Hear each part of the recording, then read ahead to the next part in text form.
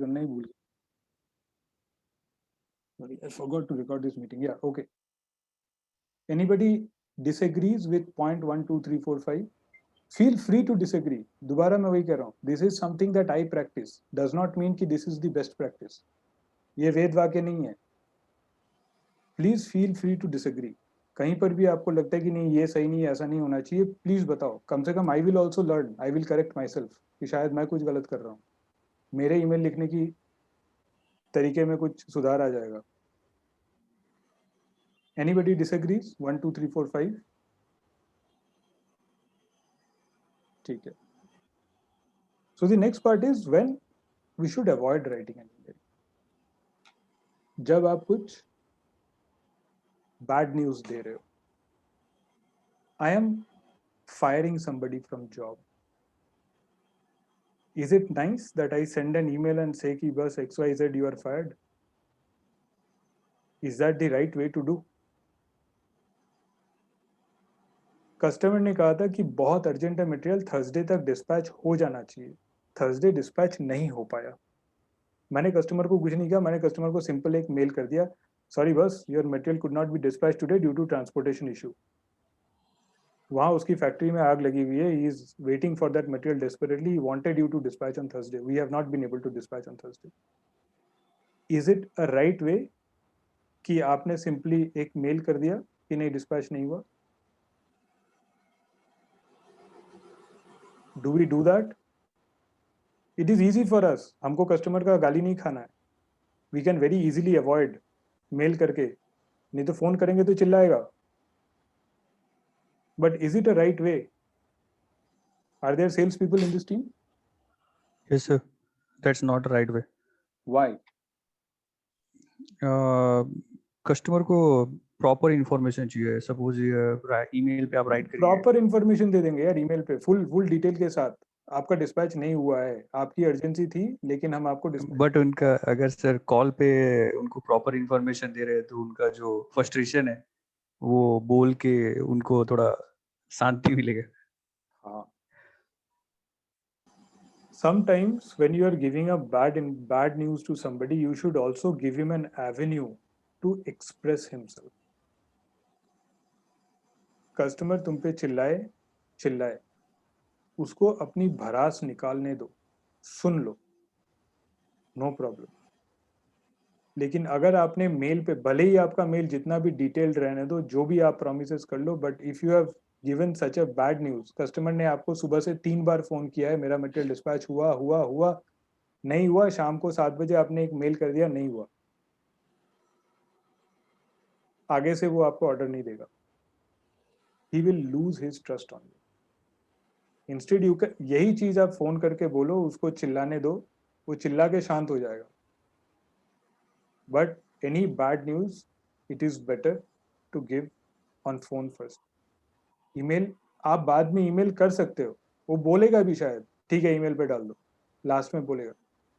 But that should not be, your email is not the right tool for giving bad news. Same applies to the part 2. Any apology or explanation needed. Suppose you have offered a wrong price or you have done some mistake in delivery. Karan sir ने पूछा ये क्यों किए हो ऐसा?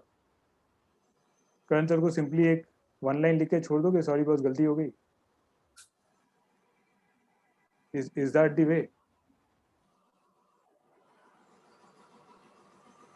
Do everybody makes mistakes, but अगर हमारे if our bosses ask कि ये ऐसा क्यों किए हो, तो should I just send one email?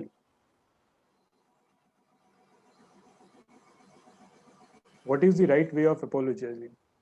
Is email the right way of apologizing? This is my mistake, sorry, I made a mistake. You can write that on email, fine, no problem. Internally तो फिर भी चल जाता है. But externally, if you're apologizing to someone, is email the right way? Would you like it? अगर किसी की वजह से आपको बहुत तकलीफ हुई और उसने सिर्फ 1 लाइन ईमेल, सॉरी बस गलती हो गई, लिख के छोड़ दिया, तो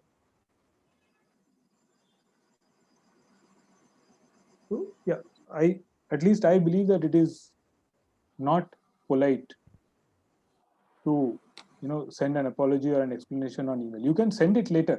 बाद में भेज सकते हैं with data, but at least you should call up and apologize in person. At least phone करके या मिलके जैसे भी है, it should be in person.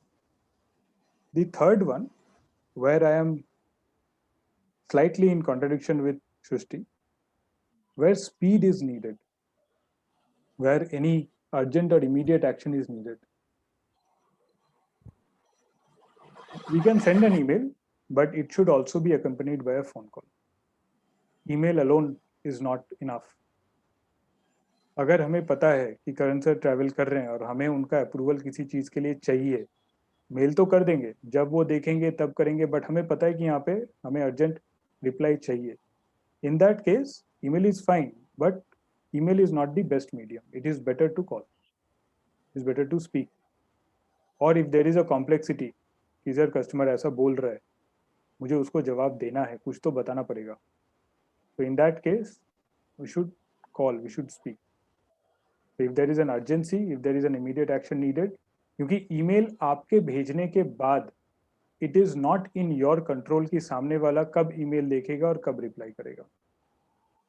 It is subject to that other person कि उसने कब email देखा, उसने कब reply किया. अगर आपको ज़रूरत है कि email का reply या आपको ज़रूरत है कि इसका answer मुझे immediately चाहिए, then email may not be the best idea. Any objection to this? Or any questions regarding this?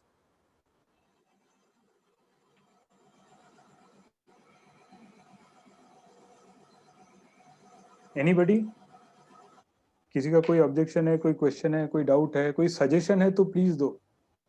Rajendra ji, you are one of the most senior most in this team. Rajendra जी और कामेकर जी, दोनों से request कर रहा हूँ. You two are probably the two senior most on this forum. आप इस company को मुझसे बहुत सालों से पहले से जानते हैं. So if you think हमारे पर्टिकुलर जीए के रिलेटेड कुछ अगर आपका सजेशन है तो प्लीज बताओ. नहीं, अभी आप बराबर नहीं समझ में आ रहा, सॉरी. नहीं, जो आप बता रहे हैं वो परफेक्ट है. नहीं, वो तो ठीक है. मैं कह रहा हूँ आपका अगर कुछ सजेशन है इन एडिशन टू दिस तो आप भी बता दो. We will also benefit, I will also benefit. नहीं, ठीक है. Can we move to next? Okay. So the question is what to write in an email and how.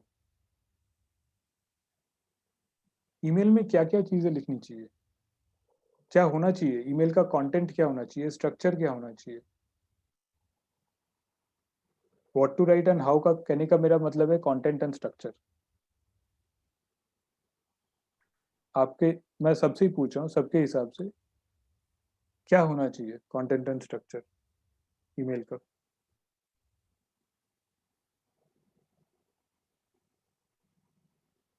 Any suggestions? किसी का कोई रिप्लाई है? जब सब लोग ईमेल करते हैं.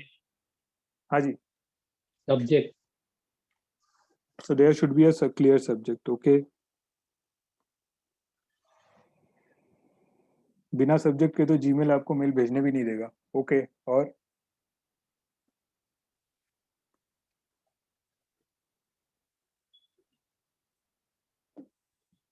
what else?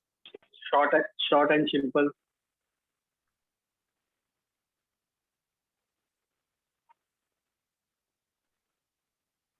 ठीक है सर.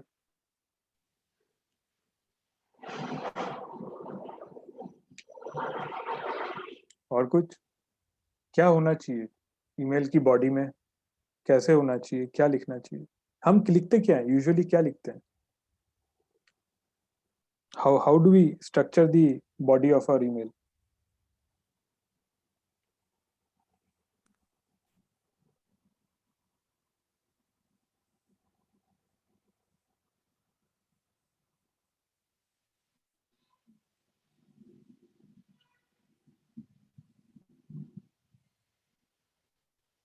Anybody else?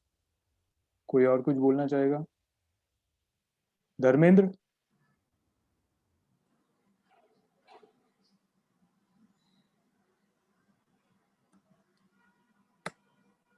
धर्मेंद्र?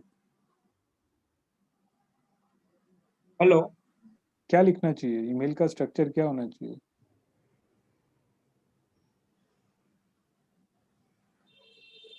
बोलो Sheela madam, any suggestion? Sir बोलिए ना। ईमेल में, हाँ ईमेल में हम लोग जो भेज रहे हैं, जो अटैच कर रहे हैं, हम्म उसके बारे में लोग लिख सकते हैं। ओके, तो वी नीड टू स्टेटमेंट है, जो भी है। तो ऐड इंफॉर्मेशन और क्लैरिफिकेशन अबाउट द अटैचमेंट। ठीक है, और क्या होना चाहिए मेल की बॉडी में?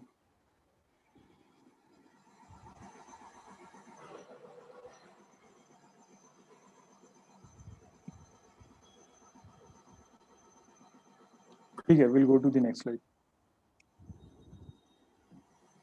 So this is a sample sort of a recommended template for email.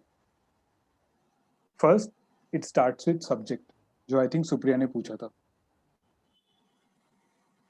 Usually subject के जो first 4 से 5 वर्ड है, actually 3 to 4 words, उतना ही आदमी का attention span है. People see most of the emails these days on phones and sometimes on laptop also या PC पे भी. और आपके जब इनबॉक्स आप खोलते हैं तब आपको it is a human nature, subject का शुरू का 4-5 वर्ड ही दिखता है. उतना ही देख के आदमी डिसाइड करता है कि ईमेल, अगर आपके पास 10 ईमेल सामने अनरेड ईमेल्स हैं सुबह, आप you will glance through it and the first 4-5 words, two things, या तो भेजा किसने है या फिर सब्जेक्ट के शुरू के 3-4 वर्ड्स में क्या है, उसी पे आप डिपेंड करता है कि आप कौन सा मेल पहले खोलने वाले. So it is important कि first 4-5 words max should convey, और grammatically correct लंबा English sentence लिखने की जरूरत नहीं है. We have a tendency of doing that. कुछ दिन पहले I don't remember the name of the company, or rather I would choose not to disclose the name of the company. I received an email from one of my team members where he was asking for approval to create a new customer. Karan sir को भेजा था. Subject उसका, so let me just write उसका subject कैसा था. उसका subject ऐसा दिखता है, reply dot dot forward dot dot, just एक नाम यूज कर रहा हूँ, Jai Bajrang Bali extrusion India private limited Bhopal customer creation approval request. This is how the subject of that email was. 3 दिन तक वो ईमेल करण सर ने अप्रूव ही नहीं किया.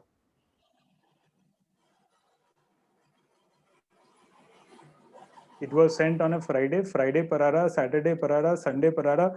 Sunday रात को मैंने सब्जेक्ट चेंज करके करण सर को भेजा. Within 3 minutes I got the approval. Why? Karan sir को दिखा सिर्फ इतना. जो सबसे इंपॉर्टेंट पार्ट है, कस्टमर क्रिएशन अप्रूवल रिक्वेस्ट, वो डॉट डॉट डॉट डॉट में चला गया. तो ये जो शुरू के 4-5 वर्ड है, इनको प्लीज मेक श्योर, एक तो इससे ज्यादा लंबा लिखने की जरूरत नहीं है, और जो भी लिखें शुरू के 4-5 वर्ड ही इंपॉर्टेंट है पढ़ने वाले के लिए. What was the right way of writing this subject? Supriya, since it was your question, I'm going to ask you. Hello. Yeah, bolo. What was the right way? What should be the right way of writing this subject? Subject line, no? Yeah. ये subject Hello? This was a real, this I am giving you a real case. सिर्फ मैंने customer का नाम change कर दिया है, but ऐसा ही था.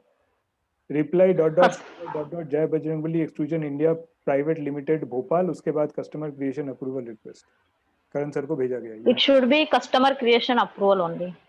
एग्जैक्टली चाहिए ही नहीं इतना इतना इतना चाहिए नहीं।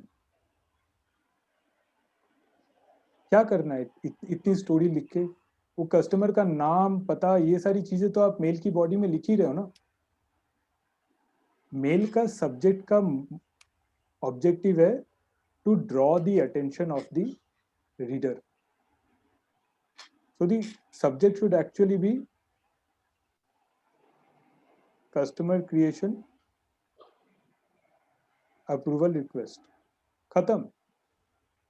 इनफैक्ट कस्टमर का नाम भी लिखने की जरूरत नहीं है सब्जेक्ट पे। वो तो जब करण सर को पता है कस्टमर क्रिएशन अप्रूवल रिक्वेस्ट आया है, मतलब ये मुझे ही कुछ करना है, ये तो मेरे पास ही आया है, मेरे अलावा और कोई अप्रूव करेगा ही नहीं। So he will anyway open that email. Once he opens that email, he will see the name of the customer, location of the customer, कौन सा ग्रेड ले रहा है, क्या प्राइस ले रहा है, क्या क्रेडिट टर्म्स है, फलाना जो भी उनके पैरामीटर्स है वो तो वैसे भी पढ़ने वाले हैं।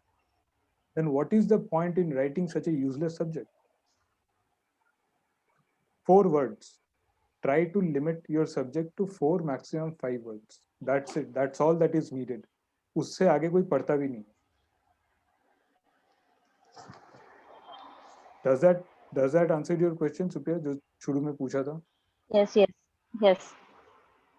एंड आप ये सोचो कि आपका जो सब ईमेल का मुद्दा है, जो मेन ऑब्जेक्टिव है, whether those first 4 words are covering that or not. It need not be grammatically correct sentence. Subject never has to be grammatically correct sentence. Subject only has to be keywords. Keywords only. Sorry, just one second. Yeah, so we need keywords only. वो भी 4 से 5. That's it. Now this is a recommended structure of the email. ये सबको पता है, मैं बोल रहा हूँ फिर भी for the sake of completeness of the presentation. The first part is address the recipient properly. Depending upon, now here comes what Shruti was repeatedly emphasizing, the stature of the person. How you start your email by addressing that person is very important. कि वो बंदा आपका email कितने ध्यान से पढ़ रहा है and whether he gives due importance to your email or not.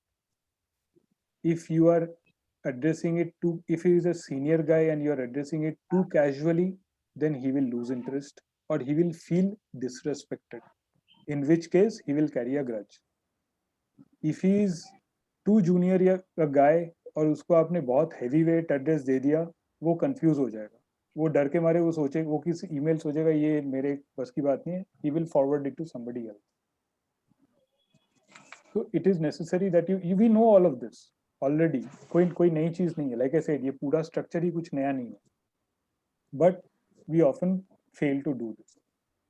So the stature of the person, और not just the stature of the person, उसके साथ हमारा किस टाइप का रिलेशनशिप है, क्या वो मुझे जानता है, क्या उसके साथ मेरा फ्रेंडली रिलेशनशिप है, is he senior to me, junior to me, what is it that I should write? Should I write hi Shruti? Should I write good afternoon Miss Shruti? Sorry, Shrishti. What should I write? How should I address it? It should be, ये फिर से disconnect हो जाएगा, please join once again because it's a 2-hour meeting, so it might get disconnected once again. So the second, so of course, so whether you write dear sir or somebody like that, or you casually write hi Shivdas ji or hi Ritesh, or whether it is somebody senior या पहली बार लिख रहे हो, दिन का पहला mail है, so you can also address as good morning, good afternoon, क्या है. It all depends on किसे लिख रहे हो, कैसे लिख रहे हो, and your not only just the stature of the person but also your relationship with that person. The second part is actually optional. It's more to do with greetings. या फिर it's been a long time since we have spoken with each other. बहुत दिन बाद किसी को mail लिख रहे हो, या फिर कोविड का माहौल है, लिख रहे हो किसी को कि जैसे मनीष लिख रहा है, dear Neepa madam, hope everything is okay, last week you were down with COVID, hope you have recovered.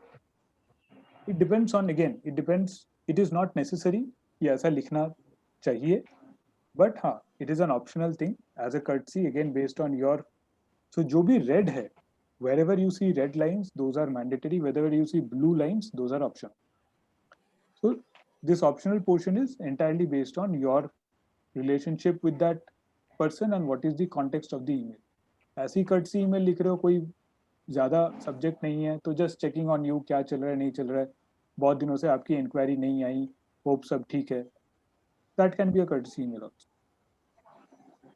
The third part, which is actually important, which we always miss, is the purpose of the email. We never write. Most of the time हम नहीं लिखते हैं. At least for complex emails we should write. I am writing to request you about the status of the payment. मैं again from sales and मैं sales के point of view से ही बोलूँगा. या फिर I am writing to update you about the status of your material. I would like to ask so and so. आपका मुद्दा क्या है? क्या क्यों मेल कर रहे हो उसको? The moment we do not write this, हम सीधे point पे आ जाते हैं. But it is better कि आप पहले already subject में वो लिखा जा चुका है, लेकिन फिर भी it is better that you write in the email. क्योंकि एक ही सब्जेक्ट के अंदर कुछ दिन चलने के बाद काफी वक्त ऐसा होता है कि एक ही सब्जेक्ट के अंदर 3-4 मेल्स हो जाने के बाद सब्जेक्ट भले ही सब्जेक्ट लाइन वही रह जाती है, लेकिन अंदर का कंटेंट हमारा थोड़ा चेंज हो जाता है एक दो कॉन्वर्सेशन के बाद. हमेशा ऐसा नहीं कि एक सब्जेक्ट के अंदर एक ही मेल चलता है. एक सब्जेक्ट के अंदर 3-4 आगे पीछे मेल्स हो गई डिस्कशन, और पता चला 3-4 मेल्स के बाद डिस्कशन थोड़ा दूसरे डायरेक्शन में चला गया. In that case it is necessary that you state the purpose of the email, कि आप उसे क्यों मेल कर रहे हैं. It makes it easy for the other person, mentally उसको prepare किया जाता है कि हाँ ये मेल इस सब्जेक्ट पे है, वो mentally prepare हो जाता है. पेमेंट रिलेटेड है, कुछ डिस्प्यूट है, क्वालिटी कंसर्न है, whatever.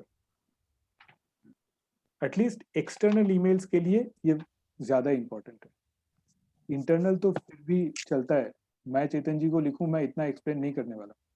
चेतन जी मुझे भी लिखेंगे, वो लिखेंगे हाय सैकत PFA खत्म.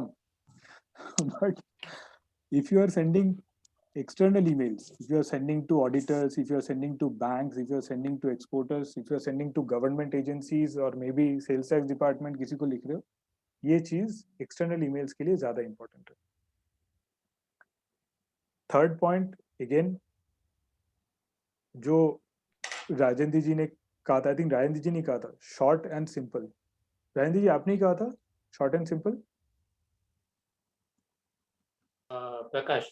अच्छा प्रकाश जी ने कहा था, सॉरी मुझे शायद फोन पे समझ नहीं आया. शॉर्ट एंड सब मैंने प्रकाश. हाँ, तो ये प्रकाश जी ने कहा था, ये वही है, शॉर्ट एंड सिंपल. स्टोरी नहीं है. जितनी स्टोरी कम उतना अच्छा. किसी के पास टाइम नहीं है, सब बिजी हैं, सबको दिन में 100 मेल आते हैं. आपका मेल लंबा हुआ, एक तो उसका अटेंशन स्पैन जाएगा, वो आपका मेरे पूरा मेल पढ़ेगा नहीं, पढ़ेगा भी तो समझेगा नहीं. बेटर टू पुट, या तो आप बुलेट पॉइंट्स में करो. At least I have trained my team. अभी हम लोग कुछ कथा नहीं लिखते हैं. The entire sales team has now learned, we either add a table or we add bullet points. This is the main body of the email. This is the main content. आपका पूरा ईमेल का purpose इसी पे define करता है. इसलिए ये जरूरी है कि ये पोर्शन कस्टमर क्लियरली समझे. ये this is 1 and this is 2. 2 पे मैं आ रहा हूँ. So it is the content. अगर मैं उसे कुछ पेमेंट है, रिकंसिलिएशन है, then I will put it in a tabular form. ये इनवॉइस डेट है, ये इनवॉइस नंबर है, ये इनवॉइस वैल्यू है, ये ड्यू डेट है, इतना डिले है. आई विल नॉट राइट कि आपके 4 इनवॉइसेस पिछले 2 हफ्ते से डिलेड हैं, कुल मिला के पूरा अमाउंट 4 करोड़ 30 लाख होता है. नो नो नो, मुझे इतना लिखना नहीं है. Simply put a table. वो भी टेबल देखेगा, समझ में आ जाएगा. That's it. Keep it as short and simple as possible. Not ज़्यादा इंग्लिश की ज़रूरत नहीं है, ज़्यादा इंफॉर्मेशन, और जितना आप ज़्यादा लिखोगे उतनी ज्यादा गलतियां करने के चांसेस है, उतने ज्यादा क्वेश्चंस रेज होंगे। कम लिखिए, जितनी जरूरत है उतनी लिखिए। सबको पता है, और ये सिर्फ ईमेल की बात नहीं है, ये जिंदगी में भी बोला जाता है। हमारे पेरेंट्स भी सिखाते थे, कम बोला करो, ज्यादा बकवास मत करो। ज्यादा बोलोगे तो beyond a point you will lose track of the main content, फिर हम यूजलेस बातें करना शुरू करते हैं। Anyway, so after you have given the contact, the next portion ये हर जगह जरूरी नहीं है, बट जहां जरूरी है वहां पे बहुत जरूरी है। What is the action needed और सब्सिक्वेंट स्टेप्स। आपने उसको बता दिया कि ये आपका ओवरड्यू है, अभी उसको एक्शन क्या चाहिए, आप उससे पेमेंट डेट मांग रहे हो। ये ऊपर ओवरड्यू है, इसका पेमेंट डेट बताओ। जब तक इसका पेमेंट डेट कंफर्म नहीं करोगे मैं अगला डिस्पैच नहीं करूंगा। हमने क्लॉकनर डिस्मा को कुछ दिन पहले मेल किया था। ये आपका 14,266 रुपीज आपका फ्रेट, ये कैलकुलेशन है। Till the time you make this payment we will not be able to dispatch any further material. That action is important. या फिर आपने किसी को ऑफर किया, ये कोटेशन है, ये जो टेबल है ये कोटेशन है, उसके बाद नीचे क्या, उससे पीओ मांग रहे हो। Look forward to your valuable order, या फिर kindly let us know when do you intend to pick up this material, कुछ भी। या जितेंद्र जी एलसी के लिए लिख रहे हैं, उन्होंने यहाँ पे पॉइंट नंबर 0.12345 लिखा कि आपका क्लॉज सो एंड सो, ये वाला क्लॉज है जो मुझे ठीक नहीं है, clause number so and so, इसको हटा दीजिए, clause number so and so, इसमें ये अमेंडमेंट कीजिए। ये उन्होंने 3-4 पॉइंट्स लिख दिए वेल्सपन को, बट लास्ट में उन्होंने क्या लिखा, रिवाइज करके आप मुझे ड्राफ्ट एलसी कल तक भेजिए, दैट इज द एक्शनेबल। उसके बाद क्या, so that is the action step which is needed. In addition to that, there can be closing remarks. Closing remarks is more of a courtesy. कहीं जरूरत है, कहीं जरूरत नहीं है, so it is optional. The last part is again important, which is it should identify the sender. किसने भेजा है mail? It should clearly identify the sender. आपका नाम, number, designation, which is this signature is required. अगर आप हर mail में पूरा लंबा सिग्नेचर आना जरूरी नहीं है, एटलीस्ट आपका नाम और नंबर हमेशा होना चाहिए। काफी वक्त ऐसा होता है कि आपकी मेल किसी, आपने परचेज को भेजा, परचेज ने आगे इंटरनली फॉरवर्ड किया, अपने बॉस को किया, एमडी को किया, अकाउंट्स को किया, स्टोर्स को किया, किसी को भी किया, उसको नहीं पता चलेगा। आपका कस्टमर आपको जानता है, who is Ritesh Tripathi, they know. आगे अंदर वाला नहीं जानता कि ये मेल किससे आई है। तो it is necessary to identify yourself कि मैं कौन हूं। हमारे सिग्नेचर में मोस्टली मैंने देखा है नाम रहता है और हमारा कंपनी और उसका पूरा एड्रेस वगैरह सब रहता है। I feel, it is my request, tell me if I am wrong और right, it is a matter of personal choice. I believe the position that the person holds should also be written. Who is writing that email? That is, I find in many of our internal emails, नाम है और उसके नीचे पूरा लंबा चौड़ा address है। For that matter Manish है, मैं मनीष का एग्जांपल ले लेता हूँ। मनीष का नाम है और उसके नीचे पूरा Gijailal Agarwal and company ISO certified वो भी लिखा हुआ है, आई थिंक।